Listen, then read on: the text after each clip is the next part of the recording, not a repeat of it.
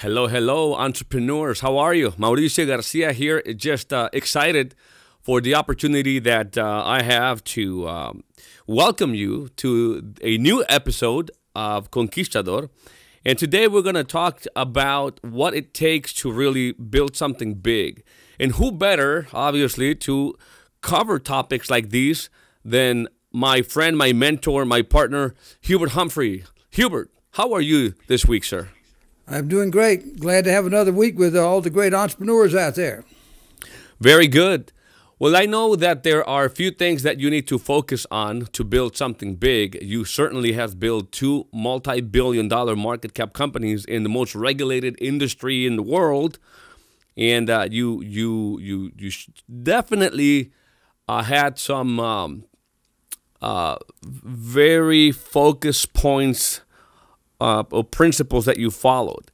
And in one of the systems that all of your affiliates, including myself, follow, is these two things that I want you to cover in depth, which is a continuous opening of outlets and then drive volume production through those outlets. Let's digest what you mean by those two focal points, please. Well, the key words there, and one of the words I didn't hear you mention, so I'll mention it here. It's the continuous opening of outlets and the simultaneous movement of production through the outlets. Mm-hmm. And of course, if you take the word simultaneous out, if you're going to open up 7-Eleven stores, or you're going to open up Starbucks stores, or McDonald's stores, or any kind of stores, you're going to open them up, and eventually you want some customers come in so you can move the products. In our system, the way I've built it over the years, it really contributed to us helping to build the big A.L. Williams into the great Primerica company it is today, and WMA into the big WFG empire it is today, and our new company, HDI, into the company it's becoming, is that we run a system that's designed to do two things. One is the continuous opening of outlets and the simultaneous movement of production through the outlets. So it's kind of like this. It's while we're opening up an outlet, we want to make sure that we're not waiting until the outlet's all completed and all this kind of stuff.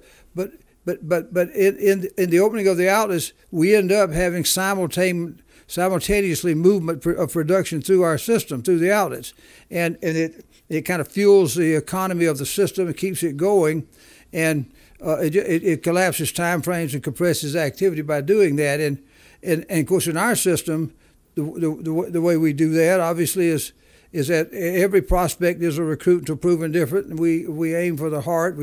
And offer them a great opportunity, and know that we're going to sell who we recruit, we're going to sell who we don't recruit. Those are some principles that we have going in there. Mm-hmm. And so as we recruit some new person, that's opening an outlet. We consider that an outlet. It's as opposed to being a bricks and mortar outlet. Ours is a mobile outlet. It's a walking, talking, living, breathing, product consuming outlet. And it also multiplies itself. It's kind of like an amoeba. Our one recruit can turn into two recruits, and turn into 10, can turn into 1,000. So as we're opening up the outlets, we have the steps. We have the 6 steps that help open the outlet: prospecting, contact, invitation. Number 3 is the presentation. Then there's a follow-up. Then of course startup, and then duplication.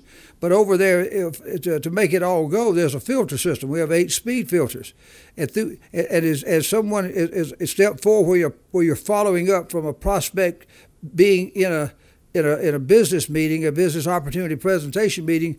If they go through those filters, they end up having internal consumption, meaning they're going to have a needs analysis and buy the product themselves from the person that brought them in.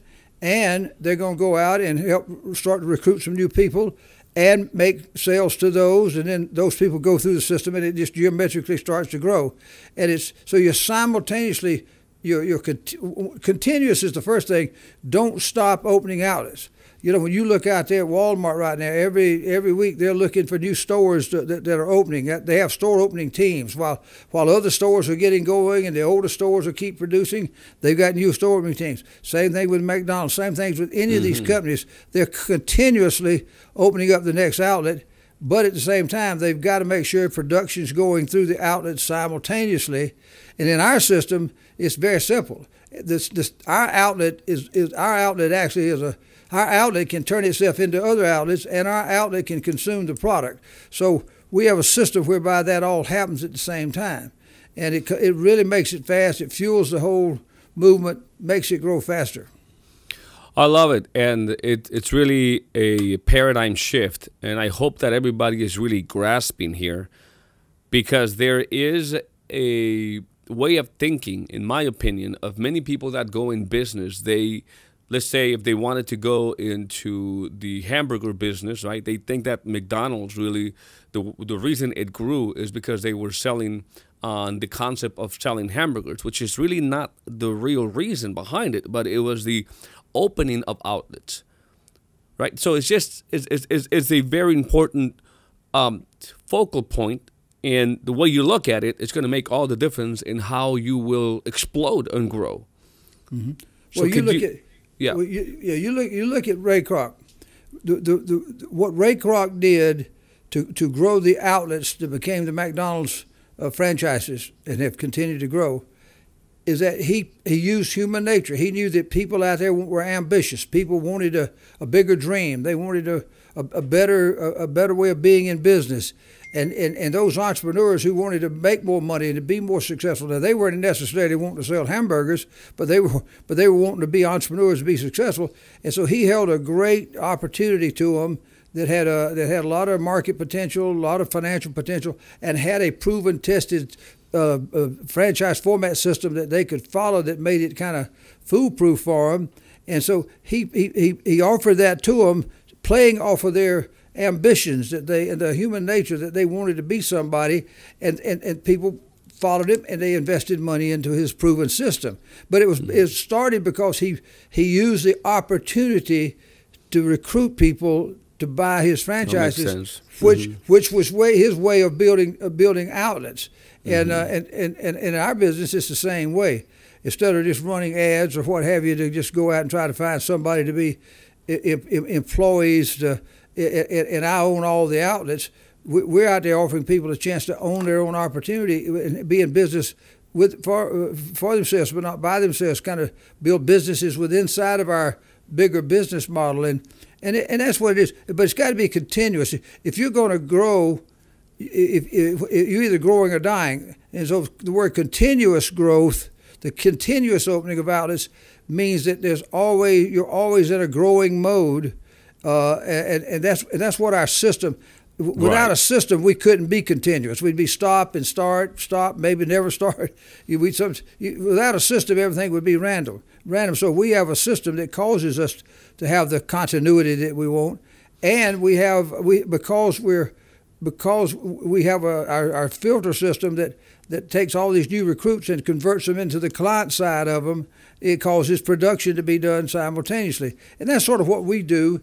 And regardless if you do it the way we do it or not, if you're out opening up outlets to market whatever business you're doing, you got to find a way for some. You better have some store opening team, some product selling team in place to be selling product while you're opening up your next outlets. So you got to have designated people in there to do all this stuff. You got to keep opening outlets while you're getting the previous outlets marketing products. Whatever you do, whether you do it simultaneously like we do or whether you do it separate, there's got to be the continuous opening of outlets, and somebody's got to be marketing your product quickly. You don't just run and open up a whole network of stores. Now I got me 100 stores spread around the country. Now I think we'll sell something. I don't know of many plans that ever started like that. Absolutely. In the insurance business, as an example, when I first started, I never was thinking this way. I was just an insurance guy, going out there and helping families protect and prepare for retirement. But when you look at it from the way you're describing, and obviously looking at the track record and the history there, 2 major companies been built by operating under that paradigm, which is opening an outlet. And when you have, living, breathing, talking outlet, which is a human being who can not only, be an outlet, but also, drive production. I can see why it was so viral. And and the other thing I would probably add to this is that, if you want to elaborate on, is I've heard Jody, another great mentor of mine, says, those companies that win big in any business is the companies that focus on building the biggest distribution, and that it's a paradigm shift that it's going to help anybody, understanding that the name of the game is distribution, and you cannot get there unless you have a continuous opening of outlets. And then the production obviously is going to drive through it if you have a system to do that. Well, that's right. And when you make it something continuous, if you can do it through some multiplication means, and then some geometric progression means, you're going to go faster than if you're trying to do it just by addition. If it's just the front line of your company trying to just go out and get front line, well, you got a certain speed. You got the speed of addition. But if you've got a system where the people that you're opening up now can go out and they can open up outlets, and then they can go 2 or 3 or 4 levels and keep it going, now all of a sudden you're at system speed, and all this there's various degrees of continuous. Is there continuous by addition, or faster continuous by multiplication, or super fast by geometric progression? And it's all according to whether you're doing system speed or just regular speed. So you gotta do it, and if you're going to win in any kind of business, the one that's got the most distribution, has got the most outlets out there, is probably going to win, because they're going to have the most penetration and the most views, the most touches, the most visits, the most people coming into your stores, the most people seeing your presentation. And so you just got to have it's like in the military. You show me an army that's just continuously recruiting people into their army and got more and more soldiers ready to fight. Right. As opposed to some person over here that's just got a handful. We know who's going to win the battle. So that's what it's all about. It's just, for you to have strength as a business, you've got to have continuous growing opening of outlets, and the simultaneous, meaning don't let a lot of time go between the time you're opening the outlets and the movement of the production, and it keeps it going. All these big companies that I've ever seen grow, they've had a system where it's in sync. We just happen to be a little different because our outlets are people and not more bricks and mortar. Our outlet can buy a policy. In fact, what you just said, the way you started in business is the way most people start in the traditional financial services. All those people that you went to see and talked to about their financial plans and their retirement plans and all that you were doing, you did a good job with them. But if somebody in our system had went to see every one of the people that you saw, they would have also been trying to offer them an opportunity, and a pretty good percentage of them would have looked at the opportunity, and a good percentage of them would have joined, and they not only would have consumed the product, but they would have been out there and been a part of your sales force that would have geometrically grown. But you weren't in a company that used that model at that time.